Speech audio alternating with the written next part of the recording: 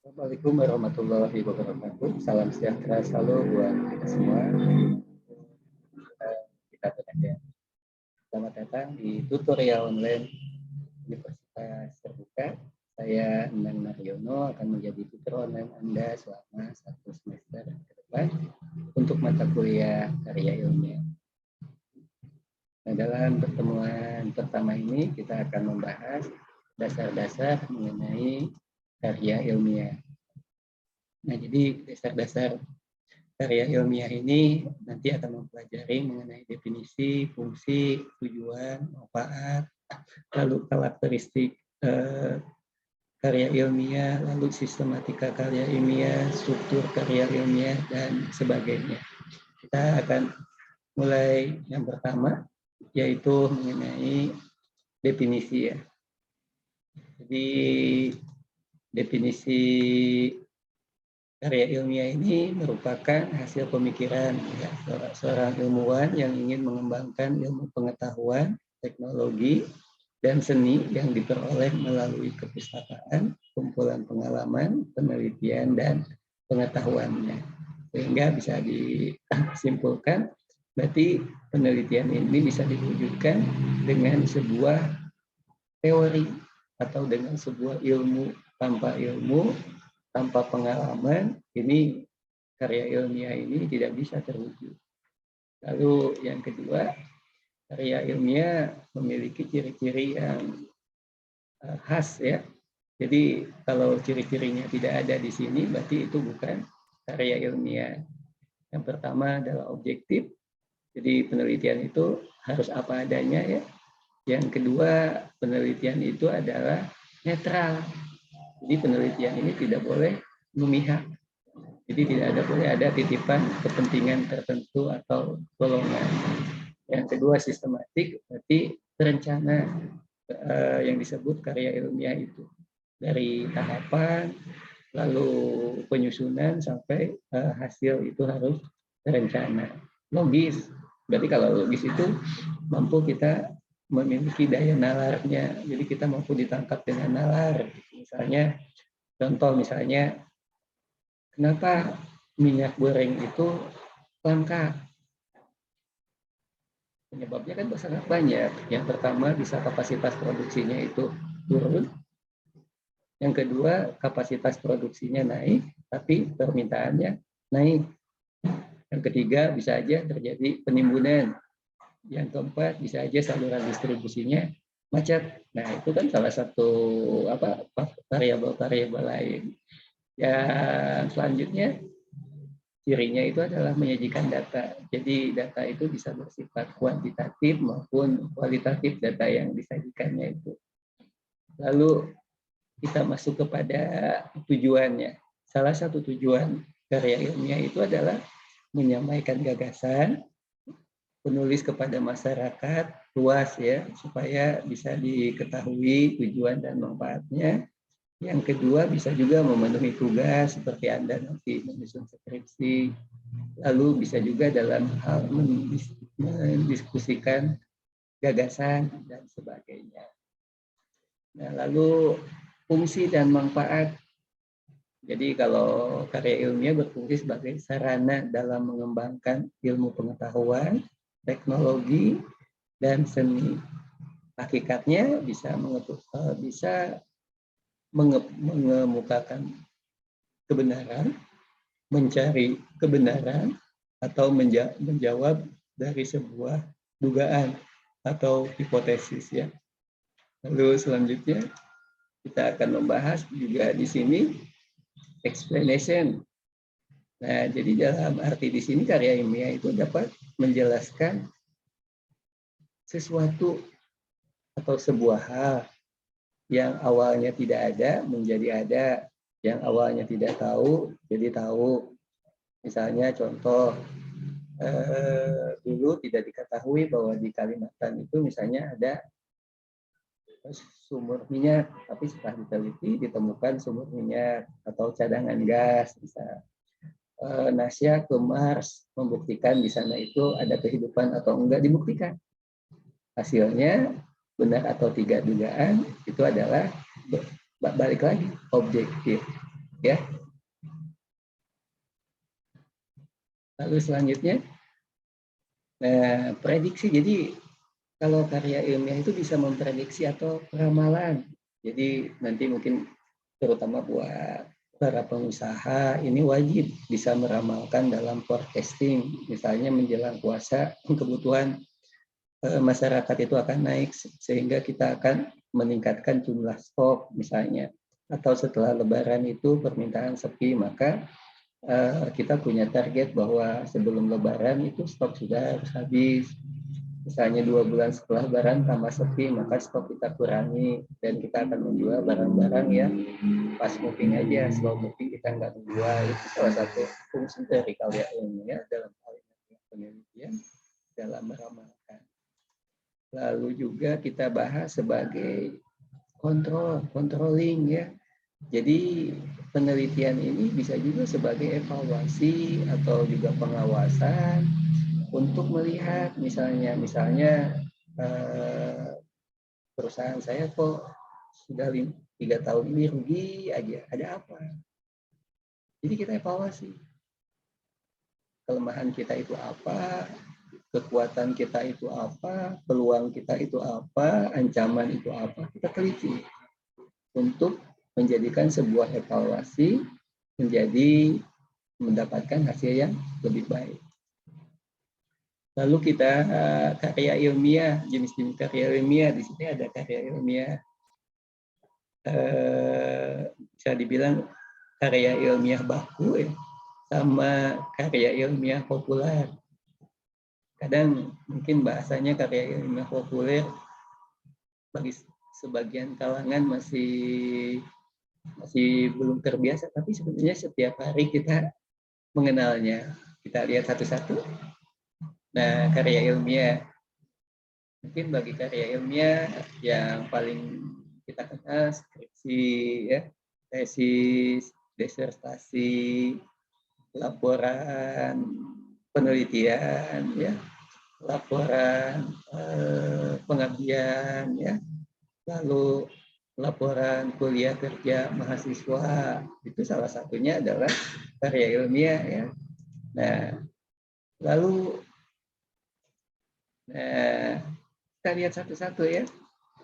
Kertas kerja juga adalah merupakan karya ilmiah karena di dalamnya tersusun dari data-data baik kuantitatif maupun kualitatif ya.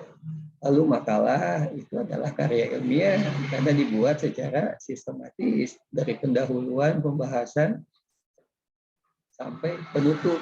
Nah, lalu proposal penelitian bagi Anda yang mungkin nanti udah mendekati semester akhir akan membuat proposal penelitian, skripsi, ya, tesis, lalu disertasi yang disertasi itu buat mahasiswa yang menempuh program doktoral ya atau S3.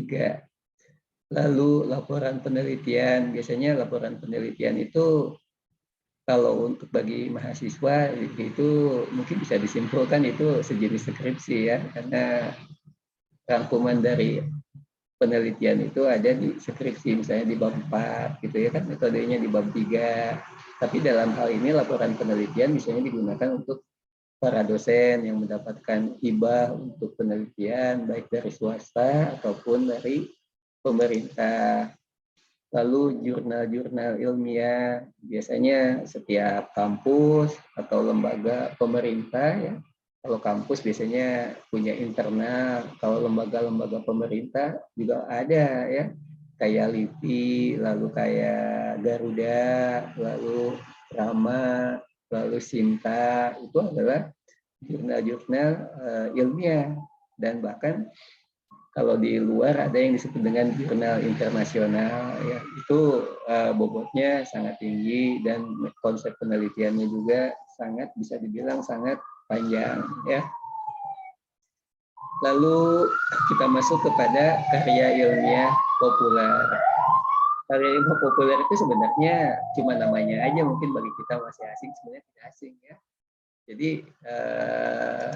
kita ambil contoh resensi itu, kadang kan kalau kita misalnya lihat di televisi misalnya ada orang yang artis nonton film ditanya bagaimana filmnya, bagus apa enggak, si yang ditanya menjelaskan filmnya gini gini gini, itu resensi. Atau juga kalau kita lihat di YouTube misalnya ada mahasiswi yang baca buku dan dia menjelaskan kelebihan dan kekurangannya buku tersebut, itu adalah karya ilmiah ya, tapi karya ilmiah populer. Lalu masuk lagi artikel ya, artikel ilmiah kan banyak, apalagi zaman online sekarang itu artikel-artikel itu sangat mudah kita dapatkan melalui gawai kita aja, kita bisa menemukan kita sakit gigi, obat sakit gigi, penyebab sakit gigi, penanggulangan sakit gigi, itu bisa kita via HP aja ya. Misalnya mengatasi anak sakit panas, nah, sebelum kita ke dokter kita udah bisa baca-baca dulu. Itu adalah artikel di sini bisa juga artikel akademis ataupun non akademis ya. Sinopsis, nah kalau sinopsis mungkin nggak aneh ya. Kalau kita lihat film, kita lihat dulu sinopsisnya, kira-kira bagus apa enggak. Jadi biasanya sinopsis itu adalah rangkuman dari sebuah hasil. Kalau di karya ilmiah namanya abstrak, tapi kalau di karya populer namanya sinopsis ya. Kemudian aspek-aspek ya dalam menentukan karakteristik karya ilmiah. Jadi sangat banyak aspek yang sangat menentukan mengenai karakteristik karya ilmiah tersebut. Nah, yang pertama adalah struktur penyajian. Dalam hal ini adalah mengenai penyajian karya ilmiah, tentunya yang akan diteliti, sedang diteliti, atau sudah diteliti. Jadi bagaimana struktur penyajian karya ilmiah? Setiap kampus mempunyai struktur penyajiannya yang sedikit berbeda, tapi intinya itu adalah sama ya. Jadi merupakan sebuah desain blueprint ya, apa namanya itu, mengenai struktur penyajian karya ilmiah dari mulai tahapan atau alur ya, alur yang harus dilalui sampai kepada hasil yang didapatkan. Lalu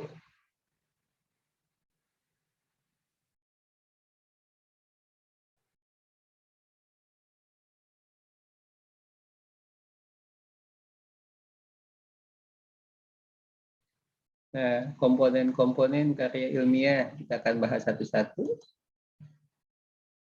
Komponen-komponennya apa aja?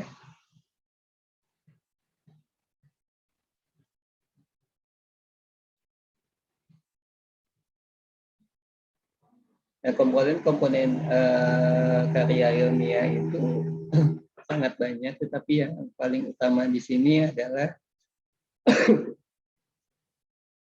komponen-komponennya itu seperti misalnya metode yang digunakan apa, lalu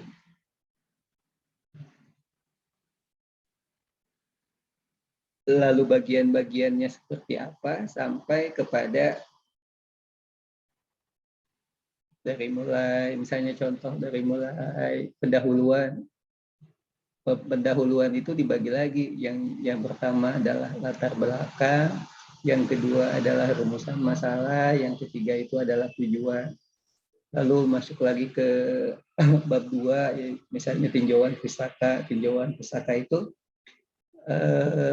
mendefinisikan apa yang ada di latar belakang, atau mendefinisikan apa yang ada di judul.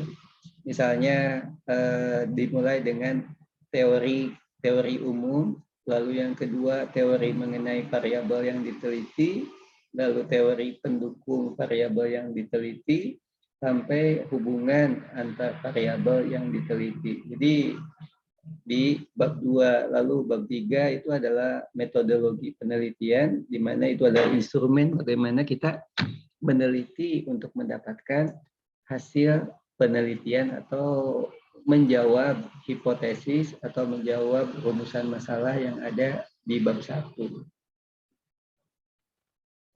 Ini komponen-komponennya bisa dibaca semua.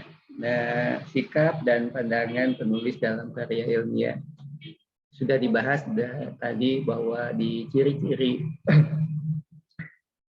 karya ilmiah itu adalah yang pertama adalah objektif, jadi apa adanya. Yang kedua itu yang kedua adalah netral, ya, netral, jadi tidak memihak ke salah satu golongan atau personal, ya. Itu adalah salah satu sikap dan pandangan seorang penulis dalam membuat atau menyusun karya ilmiah. Yang ketiga, lalu ini yang paling susah, biasanya itu seorang penulis terutama di karya ilmiah populer, biasanya kejiwaan atau emosional seorang penulis suka terbawa, sehingga dia ya, mungkin masih manusiawi, ya, saking menjiwainya sehingga perasaan dia ikut terbawa ke dalam tulisannya. Itu sebenarnya nggak boleh. Jadi seorang penulis itu harus bisa mengendalikan dirinya, emosi kejiwaannya. Lalu penggunaan bahasa, ya, dalam penggunaan bahasa itu tentunya harus bahasa yang baik. Kalau secara umum bahasa yang diakui oleh bahasa PBB. Jadi kalau dalam karya ilmiah, ya, itu bahasa yang digunakan. Kalau karya jurnal internasional harus menggunakan dalam bahasa Inggris, ya. Kalau jurnal nasional itu menggunakan bahasa nasional, tetapi jurnal nasional juga boleh menggunakan bahasa nasional, cuma nilainya biasanya itu lebih rendah. Misalnya kalau di Sinta 3 itu bahasa Inggris, Sinta 4 itu bahasa Indonesia, Sinta 5 itu bahasa Indonesia. Jadi pada bobotnya aja sebenarnya.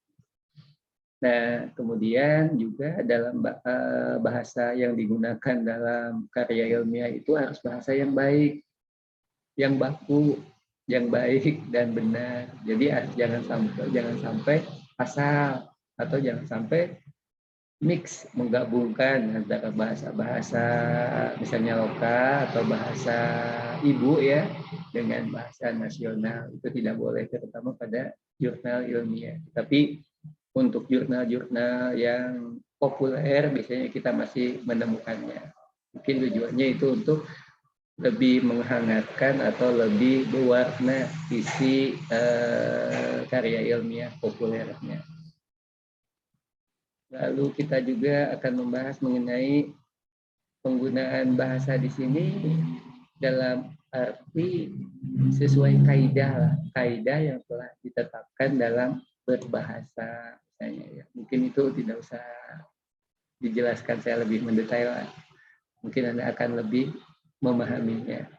Tinjauan terakhir, tinjauan pustaka yang saya gunakan.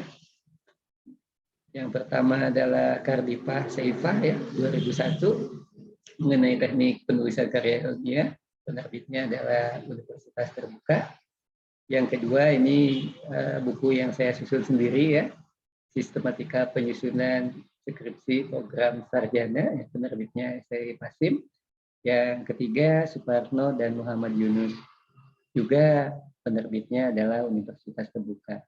Tapi bagi Anda untuk menambah wawasan, referensi keilmuan, silahkan Anda cari buku-buku di luaran sangat banyak, ataupun di kepustakaan Universitas Terbuka juga sudah lengkap untuk menambah referensi keilmuan Anda. Demikian kuliah hari ini di sesi pertemuan pertama. Sekian dan terima kasih. Ingat selalu jaga kesehatan, ingat selalu bahwa wabah ini belum selesai, ingat selalu keluarga Anda yang Anda cintai. Jadi lebih baik mencegah daripada mengobati. Sukses selalu. dimanapun Anda berada, berusaha yang maksimal untuk mendapatkan yang terbaik. Demikian kuliah hari ini. Wabillahi taufiq wal hidayah. Assalamualaikum warahmatullahi wabarakatuh.